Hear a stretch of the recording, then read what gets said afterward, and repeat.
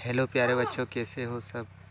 उम्मीद करते हैं सभी बच्चे अच्छे होंगे। तो आज हम फिर तुम लोगों को साइंस पढ़ाएंगे। साइंस में आज क्या बताना है भाई? आज हम तुम लोगों को बताएंगे रक्त के बारे में। तो ये छोटे बच्चे के लिए जीके है, ठीक है। सभी बच्चे से बोले थे हम कि जीके तुम लोगों को पढ़ाएंगे।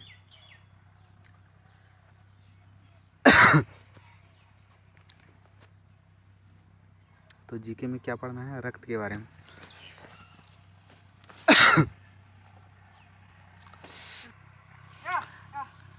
पहला प्रश्न है, रक्त की मात्रा शरीर के भार का कितना होता है? रक्त की मात्रा शरीर के भार का कितना होता है? आपसे पूछा जाएगा कि हमारा शरीर में जो है रक्त की मात्रा वो कितना होता है। तो मेरे भाई, हमारे शरीर में जो रक्त की मात्रा होता है ना, मेरा जितना वजन है उसका 7% होता है। तो पहला प्रश्न ये है कि रक्त की मात्रा शरीर के भार का कितना होता है? तो 7%, ठीक है। आपसे ये पूछा जाएगा तो क्या उत्तर देना है? 7% देना है इसका उत्तर। उसके बाद दूसरा प्रश्न है, मनुष्य में रक्त की मात्रा कितनी होती है? तो मनुष्य में रक्त की मात्रा होती है 5 से 6 लीटर, ठीक है। मनुष्य में रक्त की मात्रा कितना होता है मेरे भाई? तो 5 से 6 लीटर होता है। इस बात का ध्यान होना चाहिए। उसके बाद अगला क्या है? अगला प्रश्न है आरबीसी। ये है आरबीसी, ठीक है। आरबीसी का निर्माण कहाँ होता है? अस्थि मज्जा में होता है। आरबीसी क्या होता है? इसका फुल फॉर्म होता है रेड ब्लड कार्पोसिल्स, ठीक है। देखो, हमारा रक्त जो है ना दो प्रकार की रक्त कणिकाओं से मिलकर बना होता है। एक होता है आरबीसी, दूसरा होता है डब्ल्यूबीसी। अरे रक्त जो है वो दो चीज़ों से मिलकर बना होता है, एक आरबीसी से और दूसरा डब्ल्यूबीसी से। तो ये आरबीसी का निर्माण कहाँ होता है? अस्थि मज्जा में, मतलब हड्डियों के बीच में होता है, ठीक है। उसी को अस्थि मज्जा बोला जाता है, हड्डियों में होता है। उसके बाद अगला प्रश्न देखो, अगला प्रश्न क्या है? अगला प्रश्न है आरबीसी का जीवन काल कितना होता है? आरबीसी जो है वो कितना दिन तक जिंदा रहता है? तो आरबीसी जो है मेरे भाई वो जिंदा रहता है 120 दिन तक, ठीक है। क्लियर है सबको? ठीक। फिर उसके बाद अगला प्रश्न देखो, अगला प्रश्न है डब्ल्यूबीसी। हम बोले थे आरबीसी जो है एक होता है, हमारा खून में आरबीसी पाया जाता है, दूसरा क्या पाया जाता है? डब्ल्यूबीसी। तो डब्ल्यूबीसी का जीवन काल कितना होता है? डब्ल्यूबीसी का जीवन काल 1 से 4 दिन। मात्र जो डब्ल्यूबीसी है ना वो 1 से 4 दिन जीवित रहता है, ठीक है। ये डब्ल्यूबीसी क्या होता है? कोई भी रोग मेरे शरीर में प्रवेश करता है तो सबसे पहले क्या होता है? डब्ल्यूबीसी एक्टिवेट होता है, ठीक है। मतलब रोग से जो है वो सबसे पहले डब्ल्यूबीसी उससे लड़ना स्टार्ट करता है, ठीक है, ताकि मेरा बॉडी को कोई नुकसान ना हो जाए। तो सबसे पहले जो होता है डब्ल्यूबीसी हमारा शरीर को रक्षा करता है। तो डब्ल्यूबीसी जो है वो 1 से 4 दिन ही जिंदा रहता है। तो सर फिर 1 से 4 दिन जिंदा रहता है तो फिर ये क्या कहाँ से बनता है फिर? तो ये डब्ल्यूबीसी ऑलरेडी फिर हमारा बॉडी इसको तैयार करता है, ठीक है। डब्ल्यूबीसी को क्या कहा जाता है मेरे भाई? अगला प्रश्न है ल्यूकोसाइट कहा जाता है।